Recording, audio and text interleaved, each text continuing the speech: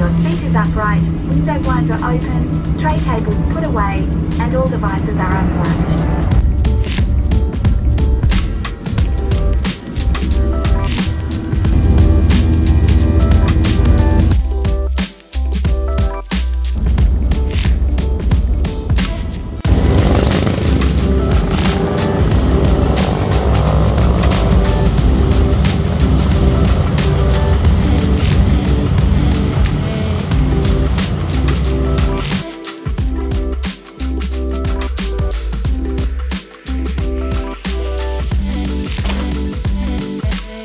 So I've realised that I've flown you all the way to Perth and I haven't even explained to you why we're here. So I had an opportunity to come to Perth. Mrs. Throttle has an office here in Perth and she had to come over for some business for 3 days. So I arrived here yesterday, which was Sunday, and Sunday afternoon and evening I was lucky enough to catch up with Robin the lady biker, who's a Texan Motovlogger who's just relocated here to Perth, Western Australia. So we had drinks with her and her husband Ali down by the waterfront in Perth, and it was awesome to connect, and I can't wait to see them over in Sydney and fuel at East Lynn for our meetup in August. It's going to be super cool for her to meet all of the East Coast motovloggers as well. So today, Monday morning, woken up, I've had breakfast, and I'm doing a little story on Jack Stillman, which is a very cool waxed canvas bag sort of a company, Australian company, and it's kind of the retro cool look that I like when it comes to accessories for motorcycles. So that story is coming to you today from Jack Stillman. After lunch, I'm going to a place called RETRO MOTO. And that's, as the name speaks, it's a retro motorcycle company in Fremantle as well. But for now, let's go and visit Jack Stillman in Fremantle.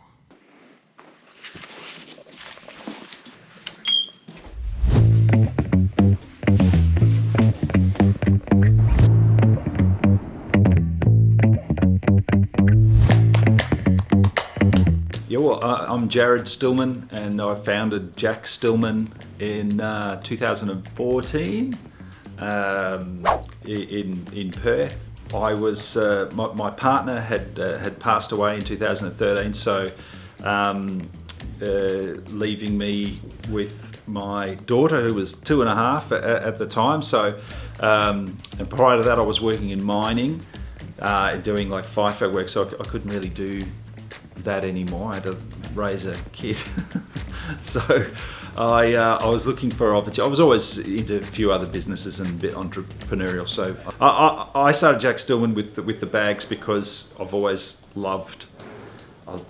just loved a good bag, and I know there are many guys out there that are just the same. Guy, I don't know, it's us guys. I mean, I know women love their handbags, but guys, yeah, there's some guys out there that just love a good bag, and I'm one of them. So I always wanted to sort of have my own label to make bags, and I think it was influenced, you know, with my sort of military history and things. Like, you know, a good bag it's a good system. Yeah, so I started that then, and I started making my own bags. The first bags I ever made were real shit. They were pretty. Can I say that? Yes, yeah. Can you say whatever you want? Right. It's YouTube. Oh, there you go. Bloody challenge accepted. Yeah, they were pretty bad actually. The early bags I did. I had ideas about what I wanted, but I don't think I was doing a particularly good job of it. Anyway, and then for a while there, I even white labeled a little bit, and you know, which I felt dirty about. You know, sourcing bags from overseas and places like sort of China and stuff, and I was like, I felt dirty inside, and it wasn't really what I was making okay money, and I was, you know, and they were good products, admittedly. I still see people walking around with them today. They're actually pretty good products, but it wasn't what I wanted to do. So the big change for the business, well, one of the big changes recently was, in 2018, I moved to Vietnam with Maddie in tow. I've got 2 other kids, by the way, who work with me in the business now, but Maddie and I moved to Vietnam, and we lived there for over a year while I set up a manufacturing operation there, because I couldn't make what I wanted here in Australia. It's just, I can go into it, but I just it's a lot to explain. Australia doesn't have a viable manufacturing sector, so there was never a choice to make it here. Vietnam was a good option for me because, no offense, but it wasn't China. Vietnam's got a really good manufacturing sector and a great reputation in that sector. So I went there and with a view to finding a place that would make the bags that I wanted. I learnt sort of within 4 or 5 months that just wasn't going to happen. The materials that I wanted to make the bag, I wanted wax canvas. I wanted real brass. I wanted like proper leather, you know, like veg tan leather. I wanted that real vintage look, and I wasn't getting that from the other suppliers, you know, places like China and thereabouts. I wasn't getting that, and so I thought that's what I wanted to do. So when I went to Vietnam, you know, I had these samples and products and things that I wanted, and I was like, they didn't even know what wax canvas was. They were looking at it, scratching their heads and going, "What is this? What's in it?" And it was surprising for me that they'd never even seen this material, let alone where I could find it locally. So in the end, long story short, as I said, I wanted to find a factory, but I couldn't. And in the end, I just had to make my own factory, make my own operation. So that's what we ended up doing. So in the end, I had to source my own materials, everything, the leather, the brass, the canvas. We started off with a very small operation with 2 guys and, you know, 2 machines. But finally we were actually really 2018, 19 when we were making the bags that I wanted. You know, it's pretty well what you see now. It's some of these products are, you know, from, you know, the same aesthetic. So now in Vietnam we have about 15 staff, so it's still not huge. Just what I want people to really understand about my brand is that we don't mass produce anything. It's 15 staff and only 4 of them on the machines, you know. I've got 2 full-time people that just do leather. Wow. They spend 2 full-time people that all they do all day is they cut and they colour that leather by hand and they edge it by hand, and they make, you know, all of the components that we use in our bags, they do by hand. And it's just one thing I really want people to appreciate and understand the difference with our brand is we're not just going cutting coloured leather and then slapping it on the... No, man, there's so much that goes into it. When the pieces that you buy from us, they're hand finished, you know. So yeah, so we make small batches of all of our bags. We're always looking at ways to improve them and make them better. And when I first started Jack Stillman, I was doing like an entrepreneurship course that was based over East, and it was a great course. And one of the sessions we did for a whole day was about finding out what your brand is and what your brand story was. And it was a whole day workshop on branding. And I was a little bit at odds about, well, what was I trying to make? What was I trying to do? This was really early days, like 2014, 15. And by the end of this brand exploration day, I was like so ecstatic. I was so excited. I'm like, you know, Jack Stillman, it's a motorcycle brand, you know. But that wasn't there when I started. Yeah. But by the end of this, end of that day, it was Jack Stillman's a motorcycle brand. Because look, I've always been into motorcycles. I like riding. I like bikes. I like getting away overseas and riding in other countries and things like that as well. So.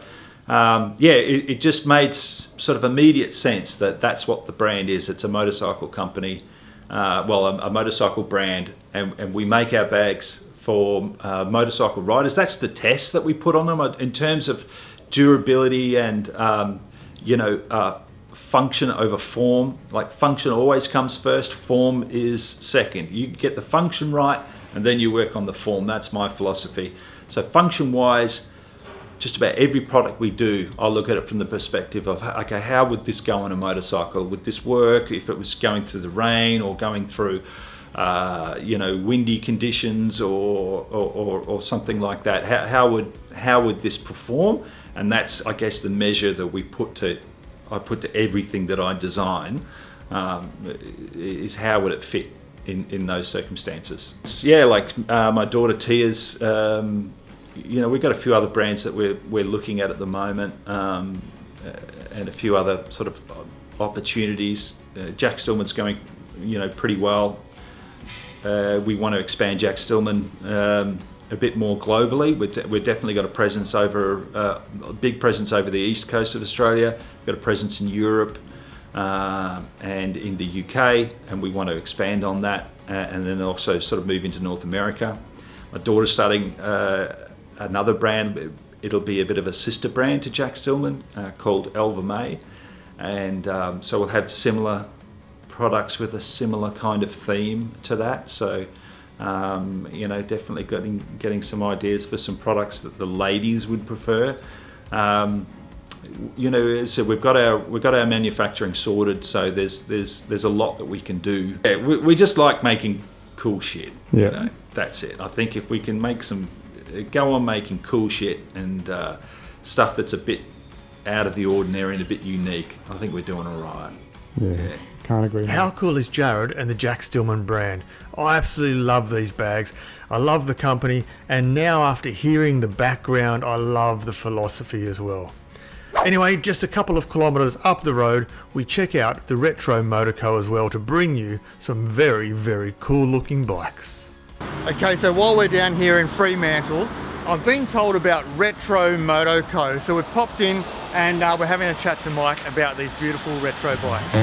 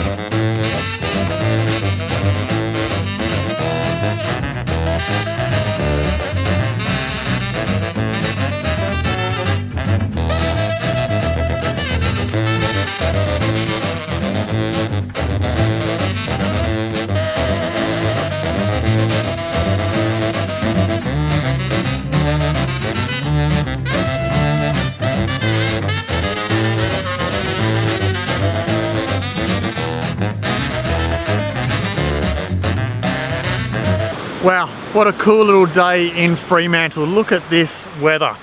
Absolutely insane. Great two little companies, Jack Stillman.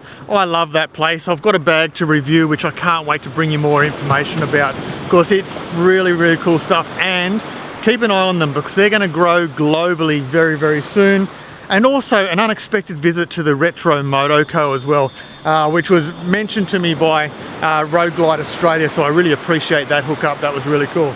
But I might spend an afternoon in the sun. I've got Robin, the lady biker here. We've been catching up. For those of you that don't know Robin, she's from the US. She's moved to Perth recently with her husband, and so you'll be seeing lots of Australian moto vlogs with Robin doing stuff out here, so keep an eye on that. And in fact, tomorrow, my time, but next week in Videoland, we're going to be riding from Perth City out to the Pinnacles in northern Perth for a nice little ride on the bikes as well. So as always guys, thanks for watching. Throttle on, and time to head back to Perth. See ya.